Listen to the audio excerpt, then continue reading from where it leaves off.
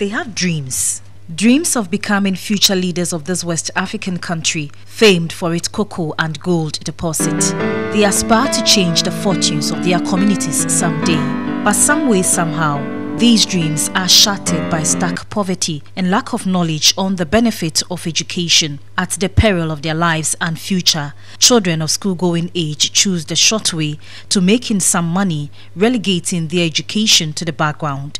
According to the Ghana Statistical Service, more than 26% of children between the ages of 4 and 5 work illegally due to the increasing poverty in the nation's countryside and the surge in urbanization in the capital. These children are vulnerable to all forms of exploitation and abuse. Most children in Abome, a fishing community near Akusumbo in the eastern region, are caught in this web. Some have dropped out of school to make some money to put food on their tables and sometimes on that of their parent. With no help in sight, they engage in all manner of jobs for a living. Child labor is often described as work that deprives children below the working age of their education, childhood and dignity. To help put this menace in check, Mrs. Sarah Adei, a teacher and one-time winner of the Microsoft Partner in Learning Program, Middle East and Africa region, takes it upon herself to offer some help. With the belief and conviction that acquired classroom knowledge must be able to solve real-world challenges, she moves her class to Abome and Atimpoku to get first-hand information and experience on child labor and its associated negative effect.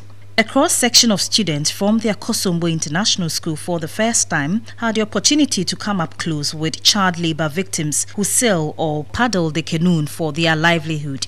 For these students, the trip brings enormous benefit. It serves as an eye-opener to the negative activities taking place around their immediate world. With the knowledge acquired, the students were able to write narratives and a drama piece. This drama was shown to the Abome community on World Child Labor Day. I went to a different locality where they really like the abolo. That's all. But mother, right now I am very tired. Stop telling me that. Go to the kitchen and go and get some more abolo and go back to the area to sell them. No, I am tired. Please. Stop complaining. I can't take any more of this. Just go to the kitchen and get the abolo before your miserable grandfather comes to meet you. Mommy. Don't worry. Mommy. You're hungry. What are you bringing? So much money. And my 2 sons, you know. Give me 5 minutes. Big money too. and you, my daughter, will bring me plenty money. Stop crying and drink. The project, among other things, has unearthed a great deal of innovativeness and creativity in the student as they translate their thought into poems, articles and short stories which have been compiled into a yet-to-be-launched book. Though the student has some level of ICT knowledge before the project, they have learned to use many Microsoft software applications in the course of executing the project. Microsoft Partners in Learning Program has been a real eye-opener for me. It has taught me to appreciate what I have and even what I don't. Our project on child labor has shown me that child labor is a reality. Millions of children all over the world are victims of it. And so I'm grateful for the opportunity I've been given to make a positive impact on their lives, even in my own small way. Was it I saw on the Zingaro adverts on TV? The only real aspect of this that I saw was of children selling products on the streets of Accra. The Microsoft Partnership in Learning Program has helped open my eyes to the real aspect of child labor and the incredible stories behind them. And though only for a few months, I've had the first-hand experience of the suffering and the toils that these children go through every day, every year. Progress on child labor through the Microsoft Partners in Learning project has really been enlightening. I have seen firsthand the many aspects of child labor and the pain and suffering that accompanies them. Microsoft's technologies have enabled us to set up blogs and websites to create awareness of the menace. We have also uploaded photos and videos of real-life child labor scenarios, as well as published a book using Microsoft's publisher. The project, spearheaded by Mrs. Adei, benefits not only the student, but the community as a whole. The program has sensitized the parents on the need to send their wards to the classroom. All that we are saying is that it is not good for children to work now. Their duty now is to go to school and learn and prepare for the future. Now we've also seen that education is like a body with different parts. The parents have a role to play. The child himself or herself also has a role to play. The government has provided a lot of classrooms, schools, furniture, and so on and so forth. Fortunately, those who genuinely could not afford to take their wards to school have been given the financial backing to be able to enroll their children, thanks to Mrs. Sarah Adei. Child labor has become a global phenomenon, eating into the fabric of communities and nations the world over.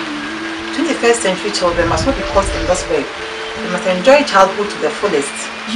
Because childhood, once it is gone forever. My name is Freda, Adei, teacher of Akosombo International School, Ghana.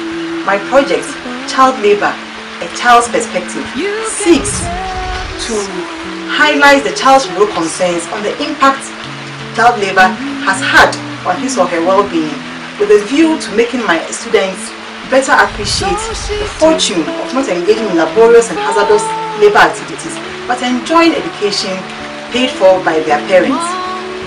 Students were asked to do research on the internet, but to be able to get first-hand information, they went to 2 communities in the school's catchment area where child labor is prevalent.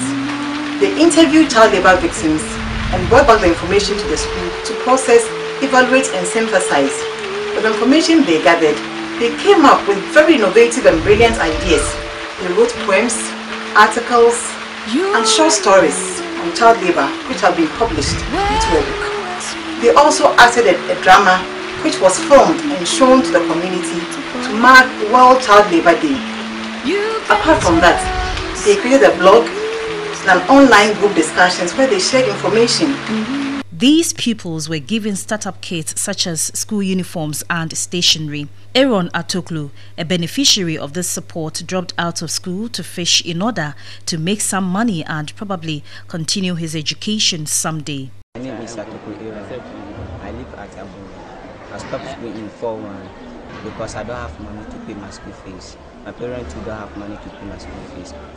But because of child labor, now I'm in school. I'm happy to. I've been a student for the past 3 years because this guy is really facing financial constraints. Because of this, he went into fishing just to make some money before he comes back to school. Through the child labor project that was introduced in their village, Abume, Atoklu is now here with us. This guy is an asset to the school. He's an athlete.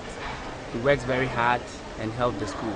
And all of us, we are happy to see him back in school again. In 2010, the government of Ghana adopted its National Plan of Action to combat the worst forms of child labor, a comprehensive framework to significantly reduce the worst forms of child labor by 2015. Successive governments over the years have tried their best to tackle the problem in their own way. Clearly, it appears that much needs to be done. This is why Mrs. Sarah Adei is calling on individuals, corporate organizations and other stakeholders to join the fight against child labor in the Abome and Atimpoku communities. Eradicating child labor is a collective responsibility. Let's come together and support the less privileged in society.